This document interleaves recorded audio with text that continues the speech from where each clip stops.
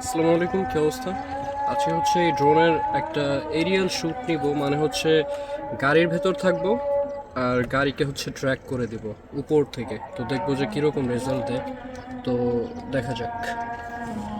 তো আমাদের বাহিরের পরিবেশে হচ্ছে অনেক রোদ, যে কারণে আমরা এই যে অ্যান্ডি ফিল্টার্সগুলো ইউজ করছি। এখানে হচ্ছে ND32 এটা ইনস্টল করে রাখছি।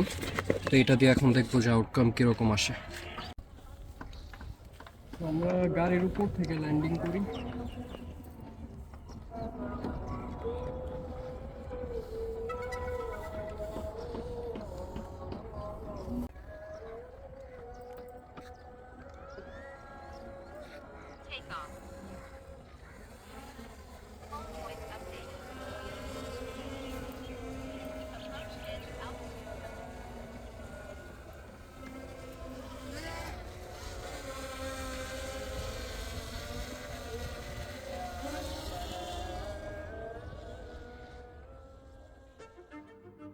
তো আমরা হচ্ছে ড্রোনটাকে টেক অফ করার পর নির্দিষ্ট একটা উচ্চতায় ড্রোনটাকে উড়িয়ে দিই, যেখান থেকে মানে একটু দূর থেকে ট্র্যাক করার ট্রাই করতেছিলাম।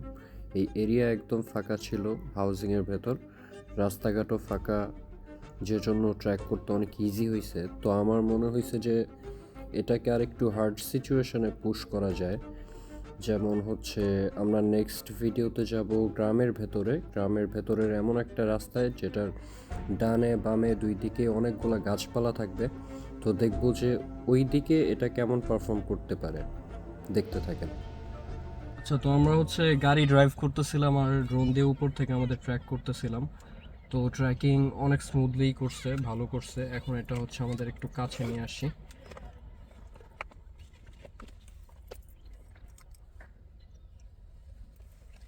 এই যে আমাদের কাছে আসতেছে এটা ট্র্যাক করতে করতে।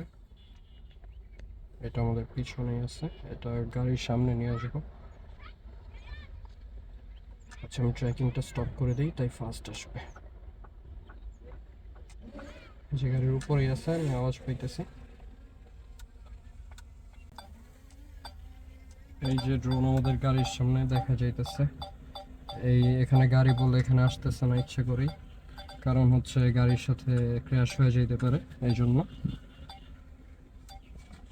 তো এখন আমরা আমাদের ড্রোনটা একটু হাতে নিয়ে আসি।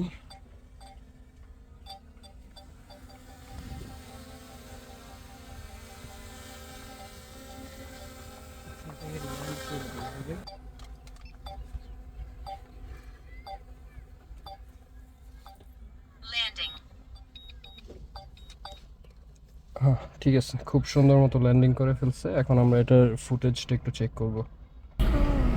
ঢাকা গ্রামের তো ঢাকা ওর এরকম রাস্তা দিয়ে আমরা ঢাকার থেকে গ্রামে ঢুকতেছি এরকম হাইওয়ে আছে। ভালো করছে। তো আমরা এখন চলে আসছি গ্রামের ভেতরে, আমার দাদু বাড়ির এরিয়া এটা, হজরতপুর এই গ্রামের নাম। তো এখানে অনেক সুন্দর একটা রাস্তা আছে। এই ব্রিজ ক্রস করার পর আমরা ওই রাস্তায় যাইতেছি, যেখানে আপনারা দেখবেন এটা ডানে বামে দুই পাশেই অনেক গাছ আছে। আর ড্রোনটাকে আমি এমনভাবে সেট করছি, অনেক বেশি দূরে না, মোটামুটি একটু ক্লোজ রেঞ্জেই রাখার ট্রাই করছি। ক্লোজ রেঞ্জে রেখে অ্যাক্টিভ ট্র্যাক অন করে দিছি। এরপর দেখা যাইতেছে যে ডানে বামে যে গাছপালা আছে, ওই গাছগুলোর ডালপালাও আছে রাস্তার উপর দিয়ে। তো এই সবগুলো অবস্টেকাল ড্রোন খুব স্মুথভাবে ডিটেক্ট করে এগুলারে বাইপাস করতে পারতেছিল। মানে হচ্ছে ড্রোনটার যে অবস্টেকাল ডিটেকশন সেন্সরগুলো আছে এগুলো খুব ভালো কাজ করে। এই ভিডিওটা করার সময় বা শেষ করার পর আমার এটার উপর অনেকটা ভরসা বাইরে গেছে যে না, পর্যাপ্ত পরিমাণ আলো থাকলে এটা কোনো অবস্টেকেলের সাথে ক্র্যাশ করার সম্ভাবনা অনেকটাই কম, যতটুকু বুঝলাম ভিডিওটা রেকর্ড করার পর। যদিও রাতের হিসাব ভিন্ন, রাতের বেলা যখন আলো কম থাকবে তখন এটার শুধু সামনের লাইটের সেন্সরগুলো কাজ করবে, চারপাশের সেন্সর কাজ করবে না, এটা মাথায় রাখবেন।